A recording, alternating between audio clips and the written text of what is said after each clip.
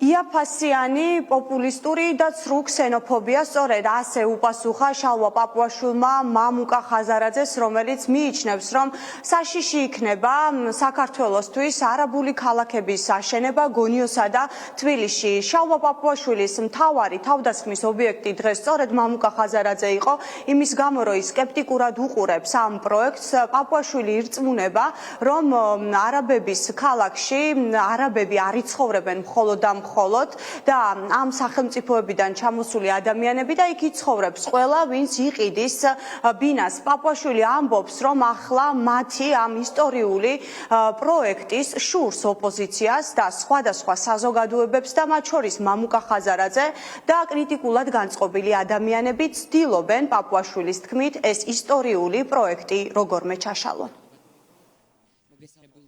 ზუსტად ესეთივე ტყუილები ნანახი გვაქვს ჩვენ რამდენიმე წლის წინ მარკეტილში ჰუანი პლაზას კორპუსებთან დაკავშირებით და როგორც ახლა ის მაინც ხო იცით ჩვენმა საზოგადოებამ რომ ზუსტად იგივე აბსოლუტურად იაფასიანი რაც ქსენოფობიური კამპანია რომელიც სინამდვილეში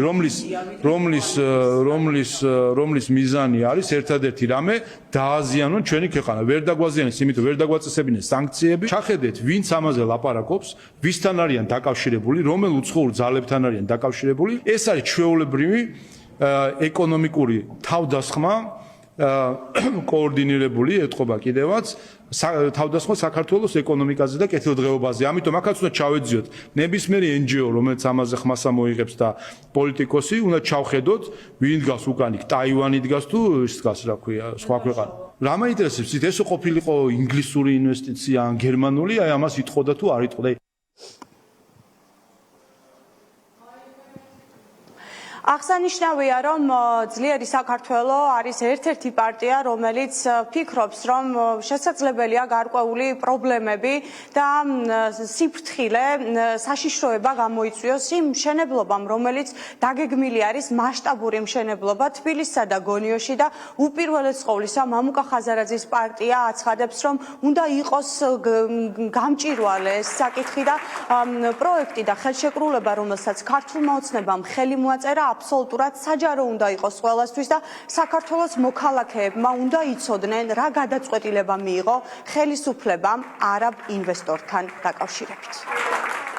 რაღაცა ბიძინა ივანიშვილის ნაბახუსევ დიმიტრი მედვედევის ცუდ და გაფუჭებულ ვერსიას ეს როლი აქვს კონკრეტული რომ ყოველ დილით შალვას პაპუაშვილს რომ ყოველ დილით უნდა გამოვიდეს და მედვედევის ჟანში სისულელეები იტლიკინოს მთელი საქართველოს მასშტაბით. ერთ ყურში უნდა შეუშვათ, მეორედან უნდა გამოუშვათ. შალვა პაპუაშვილს ამდენ ლაპარაკს, ამდენ ბოდვას თვითონაც მიმართოს ეკონომიკის სამინისტროს და გამოითხოვოს ხელშეკრულება ეკონომიკის სამინისტროდან, რომელიც დაადასტურებს იმის საპირისპიროს, რასაც მე ვამბობ. და თუ არ დაადასტურებს ამის საპირისპიროს, მაშინ კეთილი ინებონ და საქართველოს მოქალაქეები საუკეთესო ინტერესებიდან გამოვიდნენ და ისე იმოქმედონ ამ ინვესტიციასთან დაკავშირებით. დამშვიდდით, დაწყნარდით, ნერვებს არ აყვეთ.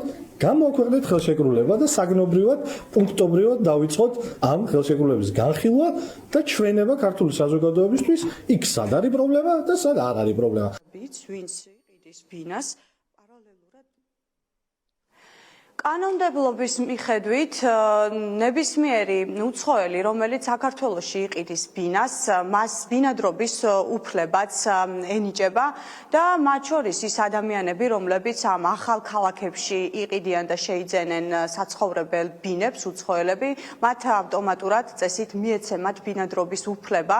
ეს კითხვა დაუსვით დღეს ჩვენ მათ შორის შალვა პაპუაშვილს და მიიღებენ თუ არა ის ადამიანები, ბევრი ადამიანი, ვინც ამ მასშტაბურ ადგილებში დასახლდება ბინადრობის უფლებებს. პაპუაშვილმა არ გამორიცხა, რა თქმა უნდა, ვინაიდან კანონმდებლობაც ამ ყველაფერს ითვალისწინებს. პარლამენტის თავმჯდომარემ მხოლოდ და მხოლოდ ის თქვა, რომ ინდივიდუალური იქნება მიდგომა და შესაძლებელია იყოს ისეთი გამონაკლისი შემთხვევები, როდესაც უცხოელი ბინას იყიდის, მაგრამ შესაძლებელია მას ბინადრობის უფლება არ მიენიჭოს.